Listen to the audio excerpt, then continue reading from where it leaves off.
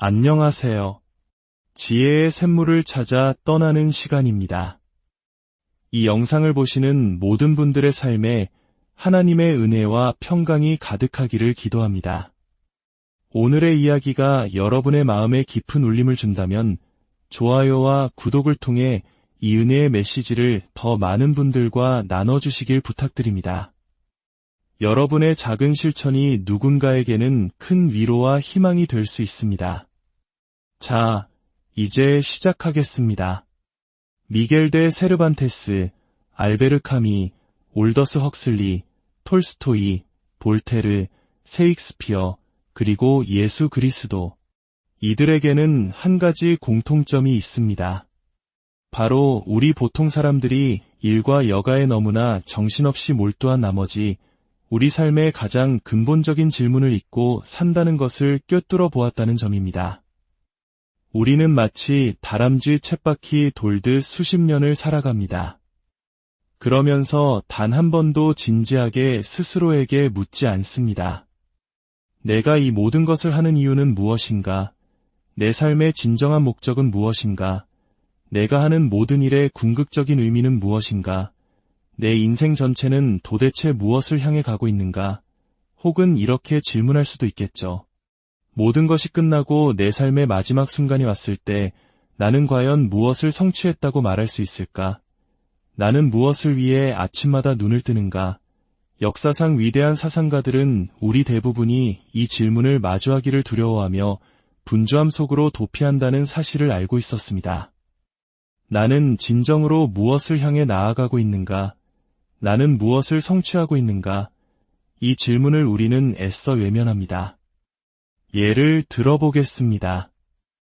제가 여러분 중 한 분에게 내일 오후 2시 30분에 서울역 앞에서 만납시다. 라고 말했다고 상상해 보십시오. 여러분은 아마 바로 왜요? 라고 물을 겁니다. 제가 그냥 거기서 만납시다 라고 대답한다면 여러분은 선뜻 약속 장소에 나오기 어려울 것입니다. 여러분은 바쁜 사람들이고 중요한 일들이 많습니다. 여러분은 이렇게 생각할 겁니다. 당신을 만나러 가는데 1시간 이상을 쓰려면 그럴 만한 타당한 이유가 있어야 합니다. 이유가 없다면 저는 가지 않겠습니다. 1시간을 쓰기 위해서도 이토록 분명한 이유를 찾는데 우리는 어째서 우리 인생 전체의 이유에 대해서는 묻지 않는 걸까요? 제가 여러분 대부분에게 당신 인생 전체의 이유는 무엇입니까? 라고 묻는다면 당신이 그 직업을 갖는 이유는 무엇입니까? 결혼을 하려는 이유는 무엇입니까? 인생이 다 끝났을 때 무엇을 남기고 싶습니까? 라고 묻는다면 많은 분들이 선뜻 대답하지 못할 것입니다. 1시간의 약속에 대한 이유는 그토록 원하면서 정작 자신의 인생 전체는 정당화하지 못하는 것입니다. 이것이 바로 위대한 사상가들이 우리에게 던지는 메시지입니다. 러시아의 대문호 톨스토이의 이야기를 해보겠습니다.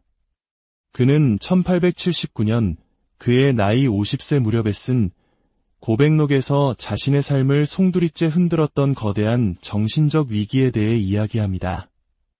당시 그는 명성과 부, 영향력을 모두 가진 성공한 사람이었습니다. 화려한 사교계와 창작 활동에 푹 빠져 살았죠. 그러던 어느 날 그는 갑자기 무너져 내렸습니다. 우리가 흔히 말하는 중년의 위기와는 달랐습니다. 그의 삶에 특별한 문제가 있었던 것도 아닙니다. 그는 잠시 멈춰서서 인간 삶의 보편적인 조건들을 직시할 시간을 가졌고 그 순간 깊은 절망에 빠졌습니다. 그는 이렇게 썼습니다.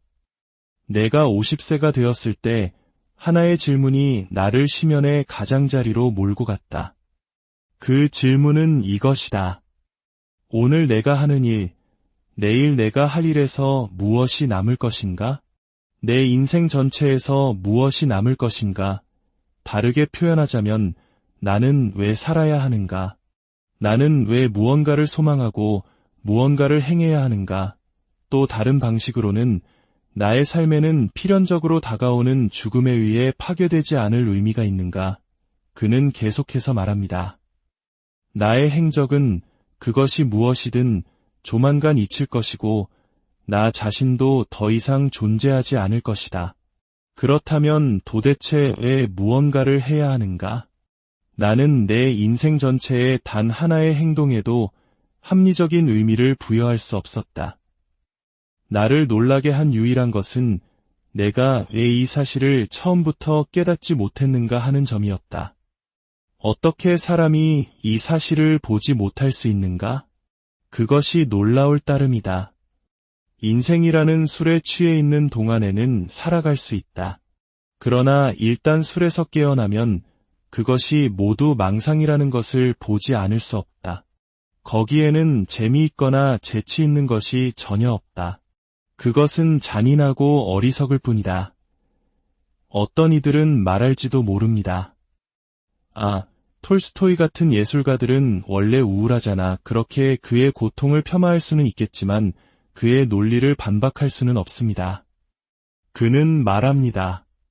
만약 내가 죽을 것이고 이 생이 전부라면 삶은 아무런 의미도 없다. 내가 무엇을 하든 결국 아무 차이도 만들지 못할 것이기 때문이다. 나는 잊힐 것이다. 물론 톨스토이는 우리보다 조금 더 오래 기억되겠지요. 하지만 그 역시 언젠가는 잊힐 것입니다. 그는 이 사실이 결코 우스운 일이 아니라고 말합니다. 우리는 여전히 삶이라는 술에 취해 너무 바빠서 내 삶의 이유는 무엇인가? 라는 질문을 던지고 싶어 하지 않습니다. 왜냐하면 그 질문은 우리를 심연으로 이끌 것이기 때문입니다. 그렇다면 이 질문, 당신은 무엇을 위해 사는가? 에 대해 현대인들, 특히 서울과 같은 대도시의 사람들은 어떻게 대답할까요? 아마 가장 흔한 대답은 이것일 겁니다. 나는 자유로워지기 위해 산다. 내 마음이 이끄는 대로 살기 위해. 내가 원하는 것을 찾아온 힘을 다해 그것을 이루기 위해 산다. 물론 이것만이 유일한 대답은 아닙니다. 하지만 저는 지금부터 이 대답이 실제로는 얼마나 지탱하기 어려운 입장인지를 보여드리고자 합니다. 저의 주장은 3단계로 이루어집니다. 첫째, 알베르 카미나 장 폴 사르트르 같은 위대한 사상가들이 지적했듯이 당신이 원하는 대로 살 수 있는 절대적인 자유를 원한다면 당신은 삶의 완전한 무의미를 받아들여야만 합니다. 완전한 자유를 원한다면 완전한 무의미와 마주해야 합니다. 둘째, 그 누구도 그런 방식으로는 살아갈 수 없습니다. 삶이 무의미하다고 진정으로 믿는 것은 우리를 감정적, 심리적, 논리적, 철학적 모순으로 몰아넣습니다. 우리는 그렇게 살 수 없습니다. 왜냐하면 삶에는 실제로 의미가 있기 때문입니다. 셋째, 진정한 자유와 의미는 둘 다 예수 그리스도 안에서 발견됩니다. 먼저 첫 번째 주장을 살펴보겠습니다. 현대인들은 말합니다. 나는 자유로워야 해. 하나님이 있는지 없는지는 모르겠지만 설령 계신다 해도 내가 따라야 할 규칙을 정해주시는 그런 분은 믿고 싶지 않아. 내 삶의 주인은 나여야 해. 누구도 나에게 어떻게 살라고 말할 수 없어. 이 입장을 가장 날카롭게 분석한 사상가는 알베르 카미입니다. 그가 쓴 시시포스의 신화는 많은 이들에게 깊은 인상을 남겼습니다. 그리스 신화에 나오는 시시포스는 신들의 비밀을 인간에게 누설한 죄로 끔찍한 벌을 받습니다. 그것은 바로 거대한 바위를 가파른 산 정상까지 밀어올리는 형벌이었습니다. 그는 온종일 땀 흘려 바위를 밀어올리지만 정상이 불과 몇 미터 남지 않은 지점에서 바위는 언제나 예외 없이 다시 아래로 굴러떨어지고 맙니다. 그러면 그는 다음날 다시 똑같은 일을 끝없이 영원히 반복해야 합니다. 지옥이란 무엇일까요? 이 신화는 지옥을 이렇게 정의합니다. 아무런 결과도 낳지 못하는 무의미한 행위를 영원히 반복해야만 하는 것, 그것이 바로 지옥입니다. 카미는 시시포스의 신화에서 정직하게 말합니다. 우리 현대인들은 절대적인 자유를 믿는다. 그래서 우리는 신을 믿지 않거나 혹은 우리가 알 수 있는 신을 믿지 않는다. 만약 우리에게 어떻게 살아야 하는지 규칙을 알려주는 신이 존재한다면 우리는 자유롭지 못할 것이기 때문이다. 우리는 신을 믿지 않기 때문에 자유롭다. 하지만 바로 그 때문에 우리는 모두 시시포스와 같다. 카미의 논리는 이렇습니다. 이생이 전부이고 천국도 지옥도 없다는 것을 깨닫는 순간 당신은 자유로워집니다. 하지만 동시에 당신이 하는 그 어떤 일도 궁극적으로는 아무런 차이를 만들지 못한다는 사실 또한 깨달아야 합니다. 한 사람은 평생 다른 사람을 돕는 자비로운 삶을 살기로 결심하고 다른 한 사람은 폭력과 억압으로 가득 찬 삶을 살기로 결심했다고 해봅시다. 결국 둘 다 죽어서 썩어 없어질 운명이라면 그 두 삶에 무슨 차이가 있습니까? 아니, 그들의 행동은 후대에 남지 않나요? 라고 반문할 수 있습니다. 네, 잠시 동안은 남겠지요. 하지만 수십억 년 후 이 행성의 모든 생명이 사라지고 우주가 종말을 맞이할 때 그들의 삶이 무슨 차이를 만들었을까요? 톨스토이가 깨달았던 것처럼 결국 당신이 어떻게 살았는지는 티끌만큼의 차이도 만들지 못합니다. 타이타닉호가 침몰하고 있고 5분 뒤면 모든 사람이 죽는다고 상상해 보십시오. 그 마지막 순간에 옆 사람을 끌어안고 죽든 아니면 강도질을 하고 죽든 무슨 차이가 있겠습니까? 아무런 차이가 없습니다. 삶은 무의미해집니다. 카미는 말합니다. 당신이 절대적인 자유를 원한다면 당신의 삶이 완전히 무의미하다는 것을 받아들여야만 합니다. 철학자 버트런드 러셀은 이렇게 표현했습니다. 인간은 어떤 목적도 예견하지 못한 원인들의 산물이다. 인간의 기원, 성장, 희망과 두려움, 사랑과 믿음은 모두 원자들이 우연히 배열된 결과일 뿐이다. 인류가 이룩한 모든 업적, 모든 헌신, 모든 영감, 모든 천재성은 태양계의 거대한 죽음 속에서 결국 사라질 운명이다. 오직 이러한 진실의 비계 위에서, 오직 확고한 절망의 기초 위에서만 영혼의 거처를 안전하게 지을 수 있다. 하버드의 스티븐 제이 굴드 교수도 비슷한 말을 했습니다. 그는 생명의 의미에 대한 글에서 이렇게 말합니다. 우리는 우연의 연속 덕분에 이곳에 존재한다.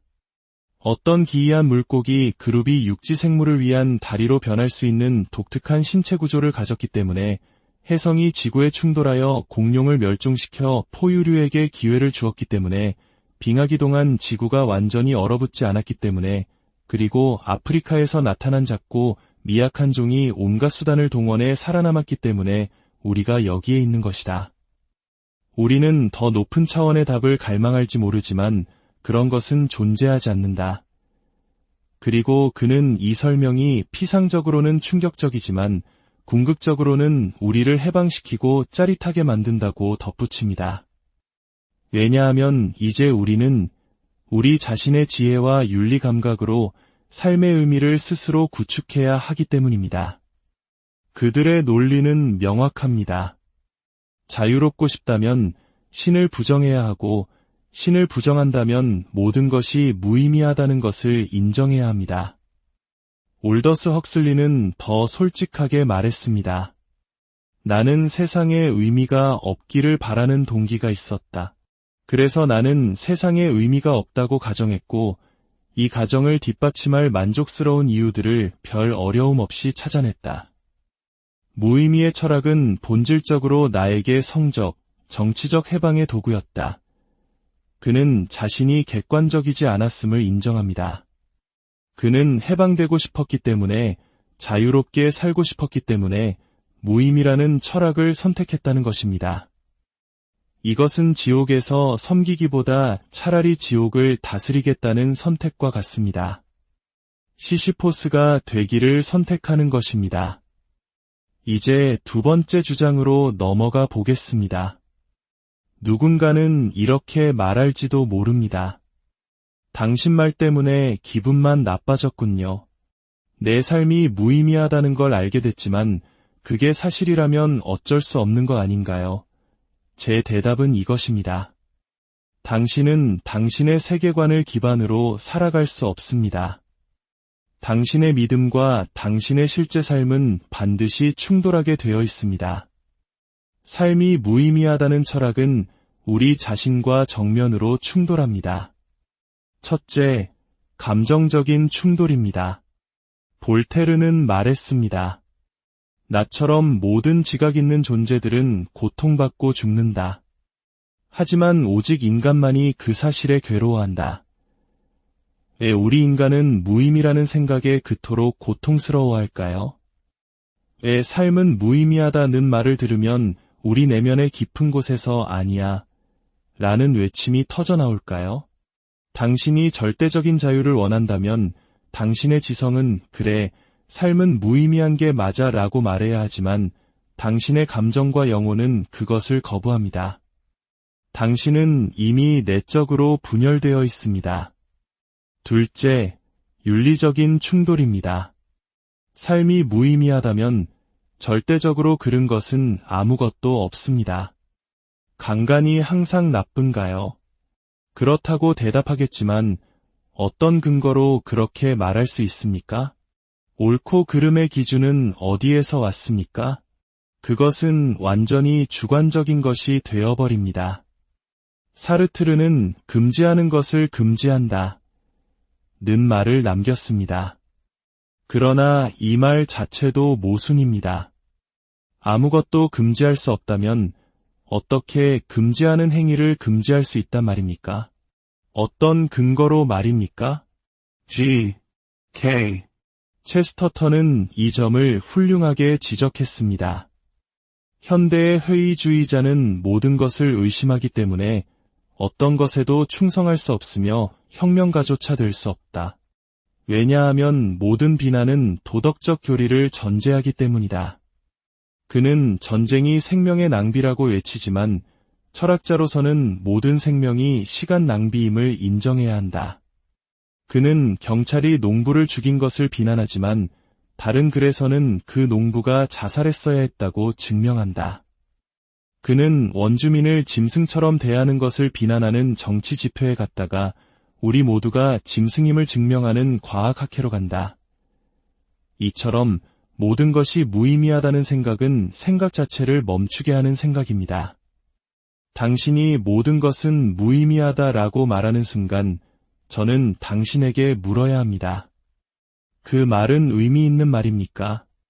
C.S. 루이스는 말했습니다. 만약 창조주가 없고 진리가 없다면 사랑에 빠졌을 때 그것이 뇌의 화학 반응일 뿐임을 기억해야 합니다. 음악을 즐길 때도 그것이 생물학적 반응일 뿐임을 깨달아야 합니다. 아름다움과 추함, 잔인함과 연민은 모두 주관적인 뇌의 작용일 뿐입니다. 그는 말합니다.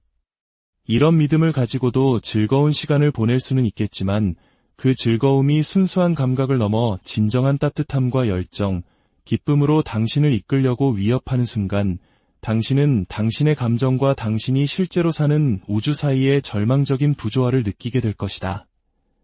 꽃의 아름다움과 사랑의 기쁨을 온전히 느끼려면 생각을 멈춰야만 하는 것입니다. 당신은 자유롭고 싶다는 전제에서 출발하여 사랑이나 악 같은 것이 실제로는 존재하지 않는다는 결론에 도달합니다.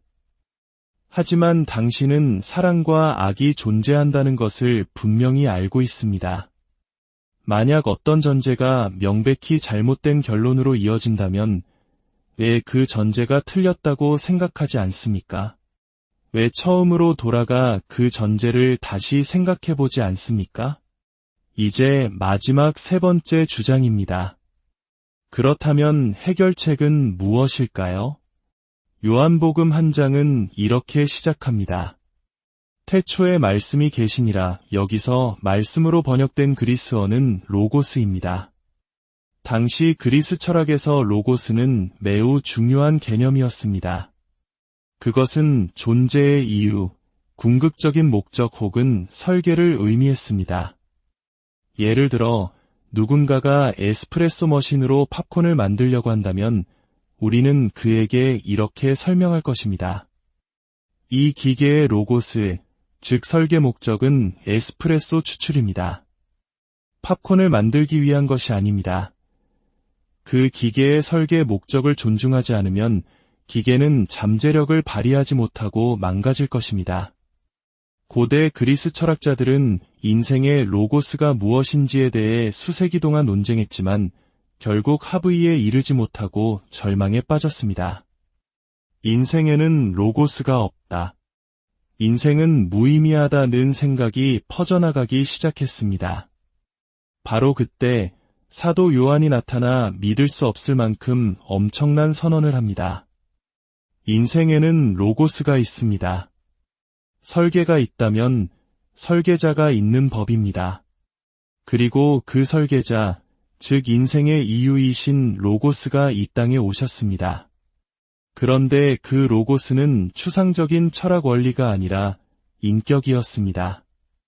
설계자께서 세상의 지붕에 구멍을 뚫고 친히 내려오셨습니다. 우리는 단지 어떤 철학 원리를 따르기 위해 만들어진 것이 아니라 이신적인 인격, 예수 그리스도를 알고 사랑하도록 창조되었습니다. 우리가 그분을 알고 섬기고 사랑할 때 그분이 우리를 만드신 목적에 순응하고 우리 자신을 그분께 드릴 때 우리는 비로소 진정한 우리 자신이 누구인지를 발견하게 됩니다. 돛담배를 생각해 보십시오. 돛담배는 물 위에서 바람을 받아 항해할 때 가장 자유롭고 그 잠재력을 온전히 발휘합니다. 나는 절대적으로 자유로워야 해 라고 외치며 그 돛담배를 서울 한복판 도로로 끌고 가는 사람이 있을까요? 그 돛담배의 로고스, 즉 설계 목적을 무시하는 것은 돛담배를 파괴하는 행위일 뿐입니다. 인생의 로고스이신 예수 그리스도를 알지 못하고 사랑하지 않는 모든 이들에게 지금 바로 그런 일이 일어나고 있습니다. 요한의 주장에 대한 대안은 무엇입니까? 당신 스스로 당신의 로고스를 만들어내는 것입니다. 하지만 그것이 무엇이 될 수 있을까요? 당신이 인생의 목적으로 삼는 아름다움은 주름과 함께 사라질 것입니다. 당신의 능력은 더 뛰어난 경쟁자에 의해 추월당할 것입니다. 당신이 선택한 그 어떤 로고스도 죽음이라는 궁극적인 질문 앞에서 당신을 결코 도와주지 못할 것입니다. 태초에 인생의 이유가 계셨습니다. 그 이유는 하나님과 함께 계셨습니다. 그리고 그 인생의 이유가 사람이 되어 우리 가운데 오셨습니다. 우리는 그의 영광을 보았으니 아버지의 독생자의 영광이요 은혜와 진리가 충만하더라. 기도하겠습니다. 아버지 하나님, 오늘 저희가 들은 이 말씀들을 깊이 이해하고 우리 삶에 적용할 수 있도록 도와주시옵소서. 세상이 말하는 헛된 자유가 아닌 당신 안에서 참된 의미와 진정한 자유를 발견하는 은혜를 허락하여 주시옵소서. 이 말씀을 듣는 모든 이들의 마음속에 성령으로 함께하여 주시고 그들의 삶에 하나님의 놀라운 축복과 평강이 넘치게 하소서. 우리를 구원하신 예수 그리스도의